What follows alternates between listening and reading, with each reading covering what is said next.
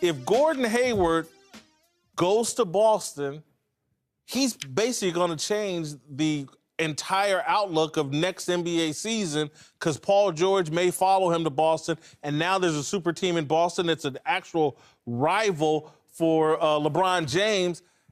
And I thought about this morning. I was like, are we making too much of Gordon Heyward? Is he really that high impact of a player that if he goes to Boston, he can reshape the NBA? Right now he is, and I absolutely love it. I think if you look at some of the other teams that he could consider, they just don't make, like, do you see Gordon Heyward in Miami?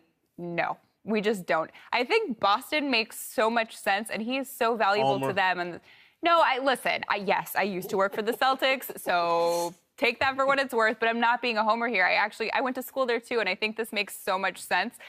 I'm going to nerd out for a second, but Gordon Heyward loves gaming. That I think actually might be more important to him than basketball. He might kill me for saying that. Video gaming. He loves playing League of Legends. And please don't take that lightly. I think it's a very important thing to him. I know you're laughing at me, but it's huge.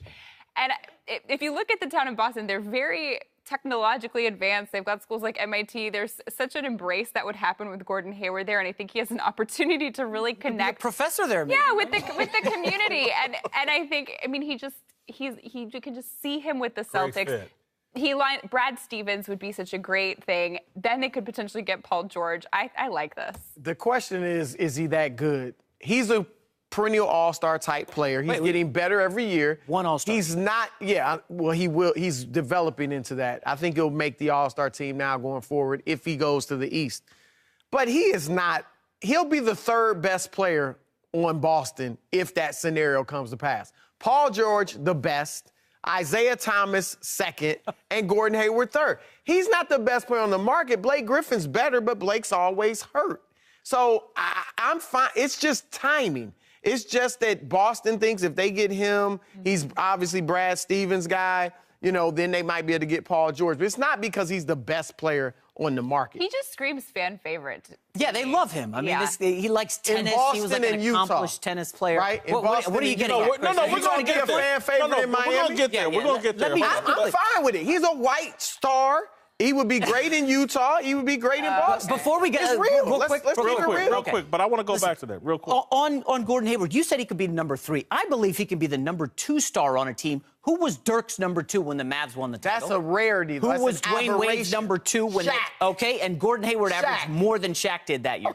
Gordon Hayward just averaged. So now we're judging everything by points. First of all, Shaq was 20 and 11. Hayward, don't get on national TV and compare Gordon Hayward to Shaquille O'Neal. You just said Shaq averaged 20. Are you serious? Gordon Hayward, or Shaq at what, 34? Versus Gordon Hayward at 27.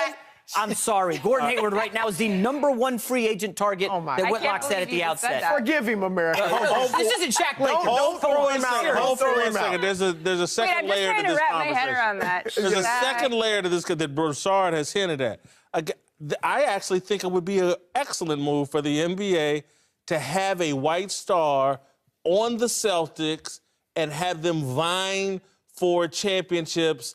That would be great for the NBA. Let's keep it all the way 100. When Larry Bird was a star in Boston, the NBA did real well pitting him against Magic Johnson. And so if they could get Boston back with Brad Stevens and Gordon Hayward, that would be awesome for the NBA. Let me ask you this, though. Does Paul George then want to go there if Gordon Hayward's going to be the prodigal son of Boston and he's now the white superstar, as you're saying? I don't think Gordon Hayward's not in Larry Bird's class, okay? No. So I don't think Hayward would be the star. He would be a star.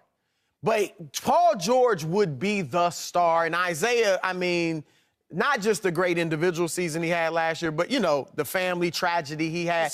He would still be huge. His size, too. Very popular. So Hayward, it wouldn't be a Larry Bird type thing, but it would be. He's a white all-star in Boston. I think it'd be great, but he wouldn't be the face of the team. I don't believe. You think he's leaving Utah, just to go back? Yeah, I do think he's leaving Utah. You don't? I think he's staying. I think he will stay. Why? I just think they're a team he's better than Shaq. They're a team that's ascending right now in the West. Remember, ascending to what? Well, the Clippers just fell off. They were tied with the Jazz. So the Clippers aren't the mountain you have to climb, buddy. Yeah. All right. No, Warriors first, obviously, right? Spurs second, and I believe the Jazz are ahead of the Houston Rockets. And so what? He's going to stay in Utah so they can be the third best team in the West, rather than go to Boston and potentially be the best team in the East. Wait, they're better than the Cavs now? He and Paul George and Isaiah Thomas and Brad Stevens, they got a shot. They're in the discussion. If they get Paul George, which... Yeah. Hey, his daughter's already... Wow, you guys are penciling it. Hot take, What Matt. jersey Hot is Gordon Hayward going to wear? Hayward, is he going to wear Larry's 33 or is that... No. He can't wear the 33. You know, you remember the show MASH? I'm sure. Hot Cakes? Yes. This is Hot Take. It's from MASH. Gordon Hayward's the man.